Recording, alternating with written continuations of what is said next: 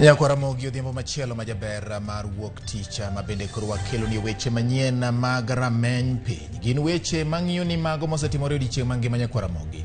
Wan koda weche mathoth ahinya koting'o twak mar Rameny Piny bende omiyo ber kodwa chakruok nyaka giko e Ramogi TV nimar wan e wang' jowi mami weche manyien kaka gitimore kuonde ma gitimore gi jok matimogi e seche ma gitimore. Mokwongo wayud weche ma wamiyo pek. This crisis is orchestrated, and it is as a result of the cartels and barons who have taken over. Jatend piny Uhuru Kenyatta opuodho omenda ma idwaro mondo chulgo johand Mauta ka jalupne William Ruto to golo duonde ewi nok mar Mauta e pachoka.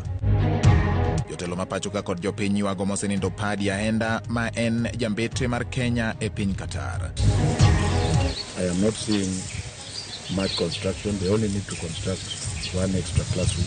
Jatend migao mar somo golo siem ne sikunde mag ji giwegi ma oketo nyao e gero klese mag somb CBC.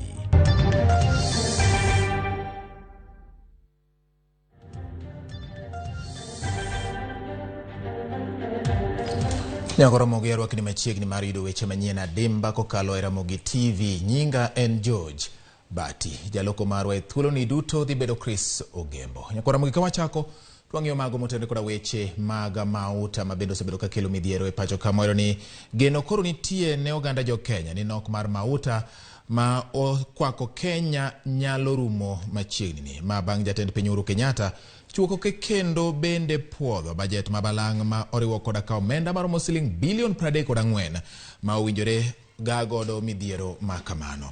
Kaka Edwin Okoth lero midhiero ma jatend piny bende owacho ni osethiro dongruok gi yuto ma pacho kaendi. Owacho ni omenda mabalango eko ibiro pogne migepe mopogore opogore mag piny owacho mondo mi one ni ogagodo midhiero ma osemako piny Kenya.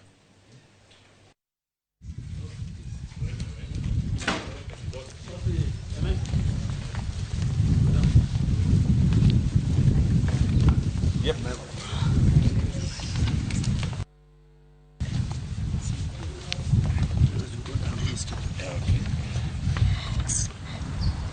Our problem is cruder and more local. This is the result of collusion between monopolistic cartels and economic saboteurs on one hand, and oblivious, reckless, insensitive, and incompetent public officials on the other. Insatiable greed and corruption is driving us over the cliff. The current state of affairs is a clear manifestation of the vestiges of the conflict of interest and state capture that is now pervasive in all sectors of our economy. Kenyans, in their entirety, want an end to the issue of conflict of interest and state capture. Nyako Ramogi podwan mane mago motende koda weche mag nok mag modhi ni nok mar modhi mag nyamburko koro omedore okang' mamalo e boma mag Kisumo. Kamoko kuom joriemba piko ne orito otieno mangima mondo mi giyud petrol ma koro ok yudre mayot. Jo bodaboda mano pango lai maboyo kuonde mag uso modhigo kendo rito kuom thuolo malach gikone ne ochwe gi wuok ma onge kod Mauta. Jodak ma Kisumo ma makono kata ma Kisumo go bende koro ni kod mirima ewi wach ma piny owacho ni nyaka sani owinjo bende gitimo mapiyo mar neno ni midhiero no tieki kapok okelne kata ohelne gi olwar chutho kaluwore koda nok mag Mauta. Nok mar modhi mag nyamburko osebedo ka medo kwako gwenge mathoth ma pacho kaendi bang' bedo koda ywaruok ewi chudo mag omenda e kind jous modhi kod piny owacho. Na nilikuja asubuhi, naomba serikali anisaidie. Na ninasema hivi, waziri wa petroleum wa Kenya anafeli wa Kenya. Juzi nimesikia kitangaza ati petroli ni mingi Kenya mzima. Lakini sisi tunasanga hizi petroli mingi Kenya mzima ziko wapi? Nilitoka kwa nyumba saa 4 ya usiku jana usiku. Nimelala kwa mafuta hapa hadi saa hizi ndio napata mafuta. Ndio nahudumiwa. Hii mafuta nimepata na shilingi 800. Hii mafuta ile unaona hii. Na nimeipata kwa nguvu. Napanga line hakuna. Wananiambia mafuta inaanza na shilingi 200. Hakuna kupitisha, hakuna kurudisha. Hii tuko Kenya, ukienda Uganda fuel iko. Watu wa Busia wali fuel. unavuka boda umepata fuel. Hapa Kenya yetu tunalia fuel, tuko na fuel Turkana, hiyo fuel inaenda wapi? Na everything Kenya imepanda. Na sijui serikali yetu hii ambayo sasa hii iko, mimi sijui, naona vile watu wanapigana hapa sasa, unaona tabu. Hakuna mahali utanunua hata gasi ya kupika. Gasi yote hawezi bata. Sasa utabidi makaa hakuna, wamesema miti tusakate. Gasi hakuna. Sasa mimi nashinda serikali yetu sasa tujui tuelekea wapi. Nyokoro mogi nyalo nyimiyo wapachi kaluwore koda weche mag Mauta kaka chalo e gweng'i kokale namba mar simu ma en 23600 mondo binyiso ni to gweng'i to diponi Mauta ni endi yudore mayot koso pod en mana midhiero mokwako gwenge mamoko ma bende yudo kanyo endo. Kawere koda mago mag Mauta wadonjo weche mag siasa. Kweth mar Azimio la Umoja motelo kod ogai mar ODM Raila Odinga gi Kalonzo Musyoka mar Wiper osingo ne jopiny ni piny owacho margi biro loko ngima jodak ma Turkana bang' ndalo 100 e apisi. Jotelogo oloso kane gitero kampen e odiechieng' mar 2 Turkana kuno. Martha Karua ma en jatend duond bura mar Kenya bende ne ochung' e nyim oganda ma Turkana e gode bene Raila Odinga. Joditogo ne otimo limbe gwenge mag Karais, Lokichogio gi Kakuma ka kweth mar Azimio geto mbulu ma ok tin ne 240 kowuok e gwenge makono. Tumesema kwa upande wa wafugaji tunaleta bima ya mfugo, livestock insurance. Hiyo tutaanza mwaka huu. Wale wao wanataka kuanzisha biashara watapata mkopo kutoka kwa serikali na walipi chochote mpaka baada ya miaka 7. Ili hiyo biashara yao inawiri iweze kuleta faida, ndio utaanza kulipa kidogo kidogo. Sawa sawa. Ilikuwa kichwa ngumu kama Lemanini kukataa Raila hawe fifth. Mimi ilikuwa kichwa ngumu. Si mnakumbuka? Ilikuwa nasema Raila saa hii niondokee. Ondoka saa hii Raila, wacha hii maneno. Lakini kaona Kenya ni kubwa kuliko Kalonzo Musyoka. Wacha tusukume ndugu Raila, Kenya ipone. Iko wengine wanauliza kwa nini aitwe baba. Huyu ni baba mtetezi wa haki ya kila Mkenya. Huyu ni baba wa kupatanisha wa Kenya. Nyokoro mogi kane nyisi motelo ni geno koro nitie ne oganda jo Kenya ni nok mar Mauta ma okwako Kenya nyalo rumo machiegni ni ma bang' jatend piny Uhuru Kenyatta chuo koke kendo puodho bajet mabalang' ma oriwo koda ka omenda mar siling bilion 34 ma owinjore gagodo midhiero mar Mauta. Kaka yudeno koth lero jatend piny bende opuodho omenda mabalang' ne migepe mamoko mag piny owacho to kod puodho paro mamoko mag chik. Machuok manotime kar dak mar jatend pinyno. Chik marito nyinge mwandu miloso kata Copyright Amendment Bill, mano magayo lal mar omenda ma jokanyo kano e bengi kod mano matayo andika mag ji e tije, ne okete kogno makoro gibet achiel kuom chike mane thurka.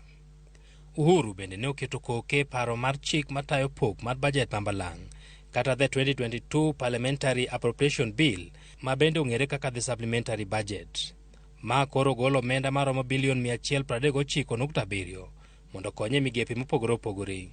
E bajet mambalang'no, silings bilion 34 gi milion 400 biro tie gayo medruok mar nengo modhi mag nyamburko ma osekelo midhiero ne yore mag wuoth e gwenge mathoth pachoka. Silings milion 950 en mar ndiko bila mamoko manyien mondo med arita mag kwe ka Kenya koro dhi e yiero. Silings bilion 8 gi milion 800 omi duol matayo yiero ma pachoka IEBC mondo tim godo yiero. Omenda moko bende ne ogol mar gayo ngaji kod konyo jopith jamni kama silings bilion 1 gi milion 400 ne omi jolweny ma ochung' ne kar yang'o dhok mar Kenya Meat Commission kata KMC. Silings bilion 1 gi milion 200 bende ne ogol mar konyo jogo man kod midhiero mar ngaji kokalo kuom migawo mar tend kor gwenge. Silings bilion 2 gi milion 400 ne ogol mar konyo nyithi kich, mon liete kod jodongo.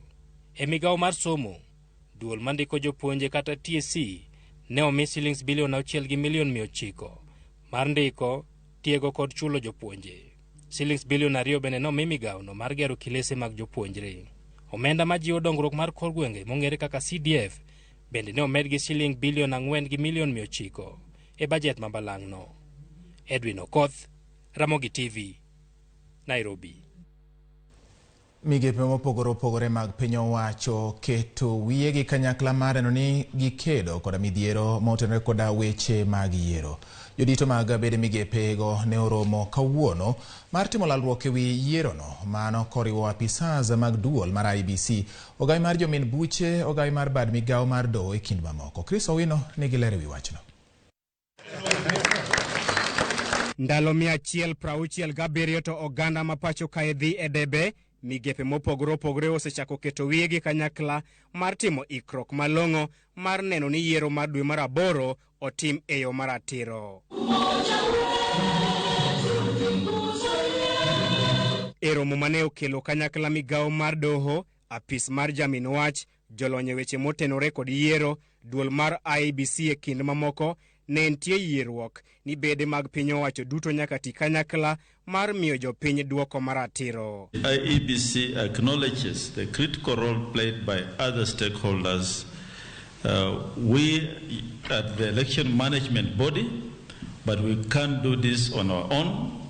We must work with other stakeholders, but in doing so, we work within the established legal framework. It is only when we all work together, as Didi Mr. Chiloba said, to make sure that those who commit hate crimes are dealt with thoroughly, that it becomes a lesson to the country.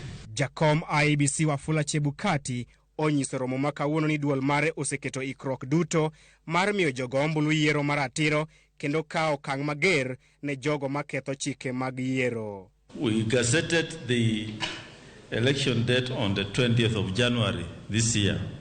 That means that the Election Offences Act kicked in and the Code of Conduct also kicked in. We shall not relent. We shall ensure that we deal firmly with individuals who breach the Code of Conduct. In February, I issued a directive to magistrates handling hate speech matters under the National Cohesion and Integration Act to finalize all pending hate speech matters within 4 months from February. We have already embarked on training of judges and judicial officers on electoral offences and connected matters. With respect to electoral offences, apis mar jamin buche e bwotelo mar Nurdin Haji bende osingo mar goyo IEBC jek e chwalo e doho jogo duto mabiro ketho chike mag yiero. Ogai mar doho Martha Koome bende olero kenge ma doho oseketo mag biro yalo buche motenore gi yiero mabiro. We are committed to ensuring that the perpetrators of electoral offences are prosecuted and punished to the full extent of the law. We remain conscious that no meaningful fight against these crimes can be won without cooperation with our stakeholders, and hope that we shall build strong partnerships going forward. Effective and expeditious investigation of electoral offences are critical to ensuring peace and election integrity. Chenro mag golo duoko mag yiero mar 2017 ne oyudo ng'ikruok e lony manyasani kaluwore gi onge mar weche mag tudruok mar 3G, ma isingo mar jatatije maduong' mar duol mochung' ne chenro mag tudruok Ezra Chiloba. On our part as the Communication Authority, we are committed to facilitating the IEBC on the issue of network coverage for results transmission. Nitiere dwaro mondo migepe duto mag piny owacho oti kanyakla mar neno ni yiero maduong' mabiro obag e yo maratiro, ma e thoro ote mane ochiw e kinde romo mane okelo kanyakla migepe duto motenore kod weche mag yiero. Chris Owino, Ramogi TV, Kenya School of Government, Nairobi. Kakoro wadonje mago motendo koda weche mag kuyo wairo ne oganda jo Kenya yuago jambetre mar piny Kenya piny Qatar Patrick Colel Odero ahenda mabende ne ong'e kaka Padi ahenda kar chung'o od bura ma Kabondo kod Kasipul. Jopiny bende paro ahenda kaka jal mane osebedo jaod bura margi. Ahenda mane idendo gi nying mar siasa kaka Padi Medi ong'ielo rengo koyudo thieth e boma ma Doha e piny Qatar. Mare jatend piny Uhuru Kenyatta owacho ni Padi ahenda ne en jambetre ma jambola kendo bet mare piny Qatar omiyo tudruok e kind piny Kenya koda Qatar kanyakla koda pinje mamoko mag jo-Arabu obedo motegno. Uhuru bende owacho ni kata e kinde mane en jaod bura ma Kasipul Kabondo, Padi ne oketo chunye chwalo dongruok ne jopiny manoyiere kaka jaod bura margi. Ogai mar ODM Raila Odinga e ote mare mar kuyo kod leto paro kaka nyocha ne oromo gi Padi dwe mokalo kano wuok e boma ma London ne limbe mare piny Ingresa. Oparo Padi kaka jatelo mamor kendo ni ne gichano romo kode gi tend piny Qatar bang' nyasi mar Ramadan. Okoni mosenindo Padi ne ochiwore ne tich kane en jaod bura ma Kasipul Kabondo. Raila bende owacho ni kaka jambetre Padi ne ojiwo tudruok e kind boma ma Doha kod Nairobi. Korka kore gavana mar kaunti ma Homa Bay Cyprian Otieno Awiti bende oro ote mar kuyo kod lit kaluwore gi tho mar Padi Aenda. E ote mare gavana Awiti owacho ni mosenindo Padi ne obedo e opara manyime jiwo weche mag pur kod dongruok e Kasipul Kabondo kendo ne en gi tudruok manimba gi tend kaunti ma Homa Bay. Oluwo ni kaka jambetre Padi nyocha tiyo gi chunye duto kendo noting'o nying Homa Bay malo e pinje ma oko. Okwayo kwe ne anyuola mar Padi e kinde ni mar kuyo. Padi noyier kaka jaod bura ma Kasipul Kabondo e yier adundo manotimore higa 2005 bang' tho mar manen jaod bura ma kono Peter Owede, kom mane omako nyaka higa 2007 e kinde manoyombe gi manen jaod bura ma kono Joseph Oyugi Magwanga. Bang' seneta ma Migori Ochilo Ayako ne tamore lemo mar mbetre mane jatend piny Uhuru Kenyatta ogwele mondo mino ket maino mare e siasa ma Migori kaluwore gi tho mar seneta machon Ben Oluoch Okello. Kanyo e mane jatend piny Uhuru Kenyatta okete nying Padi Aenda e lemono mane omako nyaka Magoro kawe. Aenda ong'ielo rengo ka en jaigni 70. Wamedo kuyo gi familia mar Padi Aenda kanyakla koda oganda mawuok Kabondo Kasipul kaluwore koda wacha mar tho machalo koda manendo. Women rep mar kaunti ma Migori Pamela Odhiambo kawuono yawa yanga campaign mar laro kom mar gavana mar kaunti no. Dr. Pamela laro tiko mar duond bura mar ODM ka omenyogo kao thuolo mar gavana ma Migori ma koro niendi biro dong nono ka yiero ma higa nindo chopo kinde ma Zakaria Okoth Obado biro bedo thuolo mar koro we apisi e dwe mar 8 higa ni. Jafombo marwa ma Migori Jojo ma nigi ler mathoth e wi wachno. E kinde ma bende koro dong ndalo machuok dumbano mar ODM koro timo welo mare e kaunti ni ma Migori josiasa ma opogore to ahinya mago iko mamanyo tiko mar ODM nyaka sani koro dhi nyime kod tedo kampen magi kamoko bende yawa yanga chenro magi mag kampen. Odiochieng' ma kawuono woman rep e kaunti ni ma Migori Dr. Pamela Odhiambo ne oyawa yanga chenro mare mar manyo mbulu e komno mar gavana nyasa bende ne obagi e lapno ma Migori. Ni kwa sababu nimefanya kazi, nimeongoza Migori County kwa amani na kwa usawa, na nimehakikisha yale Mungu aliniweka kwa mkono yangu nisaidie nayo watu wake imewafikia. Kwa hivyo mimi sio mtukutu, mimi sio corrupt, mimi sio lazy, mimi naweza timiza matakwa ya wana Migori. I am confident and I am addressing my party and all its organs. It is this party that promotes gender equity. It is this party which has a whole mrengo ya wanawake.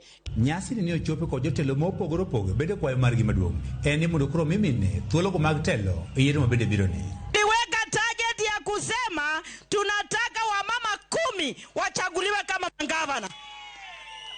Tukasema wamama 20 wachaguliwe kama members of parliament. Na tukasema wamama 5 kwa kila county wapewe direct nomination wakuwe MCS.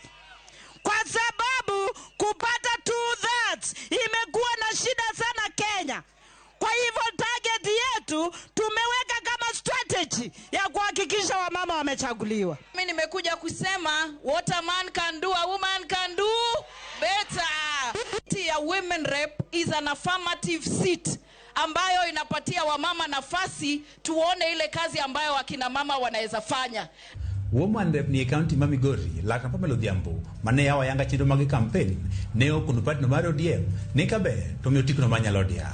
Bende komachielo Dr. Odhiambo ne owacho ni koro en ng'atno moromo mane weche mag devolution koro kete tim e county ma Migori. Ticket moro ma pod odong' to Migori kawo miye Dr. Pamela Odhiambo. Winjo wachni Ang'o mimi yago? Wachung kaji moko madhi abich ang'wen. Tawacho ni ya. Joluo nowacho. Ni karwedhi. Titimo ginade. Ibolo nyaburi moro mayom kama e dier gi to wach no rumo. E komni mar governor e county ma Migori nyaka seche moro mabiriyo koro sewuok oko mar dwaro komni kang'wen kuomgi gin mago bende nyaka sani koro geto tikono mar ODM mar laro komni oting'o bedo thik mare idhi tim tarik 13 madwe mar ang'wen mar higani. George Juma, Ramogi TV, Migori. Nyako Ramogi gi lipot noendo mar George Juma kowuok Migori tero wa yweyo marwa mokwongo to bende adwani mondo mi apar ni kaka nanyisi motelo ni wadhi bedo gi twak marwa ma kawuono Rameny Piny.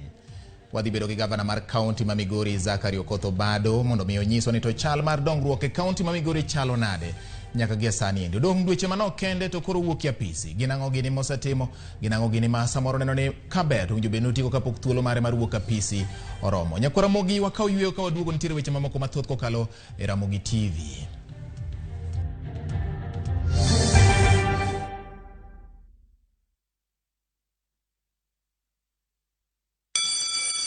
School is out and Easter holidays are fast approaching. Treat your family to amazing and exclusive coastal holidays. Book your Easter travels with View Travel. Swim with the dolphins in Watamu. Enjoy a variety of water sports in Diani. Enjoy marine life in Malindi and much more. To unlock your exclusive holiday deal, just go to www.viewtravel.com. Create your View Travel account and book.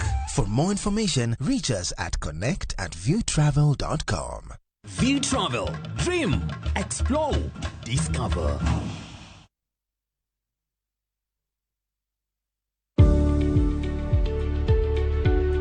Chenro mar chudo kokalo e yor simo ni kod arita maber mana kaka bengi kendo imenyo gi migepe mochung'ne omenda.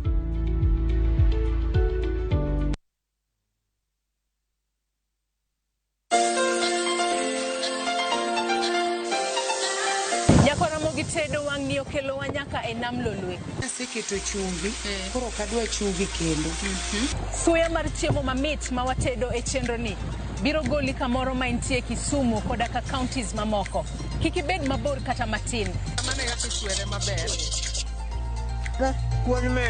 Ni mare jotedo ma watedo godo gin jotedo matene koda ka manyasani. Duto mayudore mana e chenro ni mar tedo gi chiemo. Tedo gi chiemo. Tich adek ka tich adek, saa 2 mar okinyi.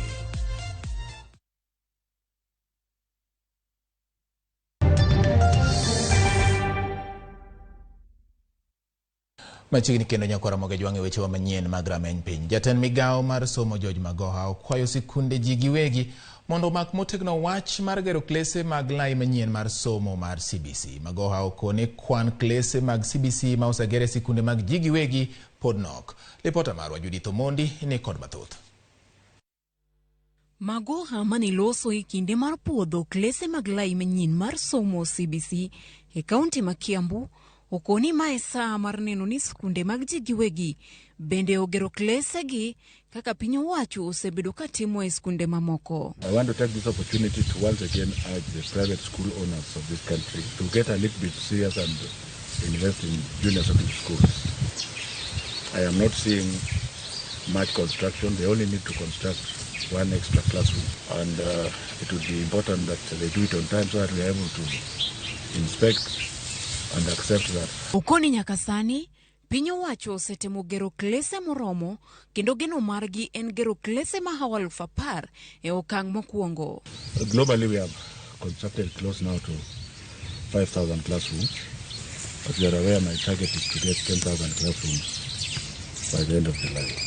Ewi ikruok mar jopuonje, okoni tiegruok mar jopuonje mag grade mar 8 kod 7 bende osechakore kendo gombo ne makende en ni jopuonje go oyudo tiegruok moromo. The training is going to be for grade 7 and grade 8 so that we move towards 2023 we have enough teachers on the ground, and it is going to continue because we shall have some training in August and some also trained. E kinde mangire George Magoha dhi nyime kod puodho klese mag lai manyien mar somo CBC. Nono mar penj maduong' mar KCSE bende koro dhi nyime.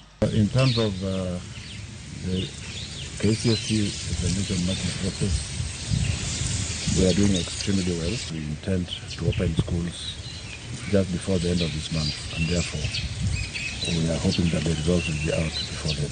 Judith Omondi, Ramogi TV.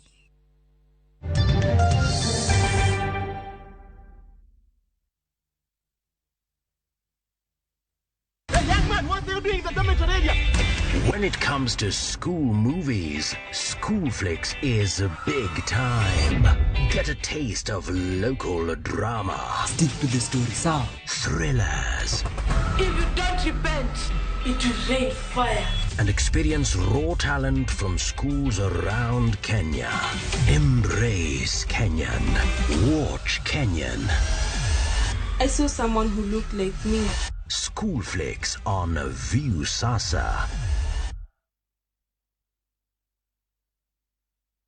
Malaria en tuo mar ochongi madhano. Tuo mar malaria koch kod mine mapeko nyithindo mantie bo higni 5. Kuo yath e utewa mwadaki e yo achiel maber mopuodhi kuom tieko suna kaachiel kod duoko piny yudo tuo mar malaria. Chenro mar kuo yath matieko suna biro timore e Migori County e kind tarik 6 dwe mar 4 nyaka tarik 3 dwe mar 5 e sub counties kaka Rongo, Uriri, Suna East, Suna West, Awendo kod Nyatike. Wakwayi ni mondo irwak jogo makuo yath e odi to bende kik iluok kata yweyo korot kamo kuo yath kuom dweche 9. Bang' kuo yath, med nindo e bonet mothiedhi mondo kanyakla waked kod tuo mar malaria. Oteni okelni kod migawo mar thieth ka jomakore kod PMI kinga malaria kosir kod USAID.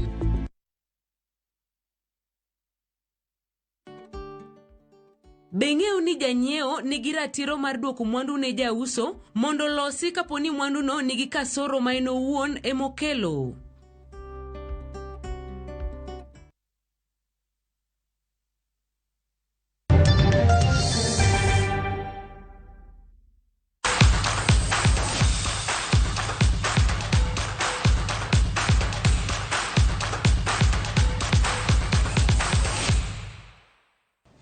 Ramogi kawadhi nyime ni jotugo ma higi nitiere kind higni 8 to kod 18 no dhi mbele kod tuke mag Kenya National Junior Chess Championship manochakore odiechieng' manyoro e kaunti ma Mombasa. Tuke go ibago e sikund sekondar ma Khadija kuom ndalo 5 ka joloch ma yawuoyi kod manyiri biro yudo thuolo mar ting'o nying Kenya e tuke mag Africa Youth Chess Championship ma ibiro bagi e boma ma Lusaka, Zambia kochakore dwe mar 6 mar higani. Tuke mag lig bende biro duogo kochakore dwe mar 5 bang' bedo kod ng'ikruok nikech midhusi mar corona.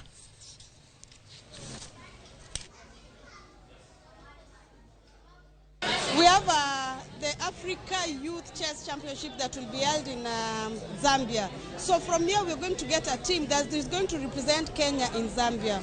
In June we have a team that is going to Panama for the World Individual Schools, and that is a team that we formed in December from the Africa Schools Individual Chess Championship that we hosted in Nairobi.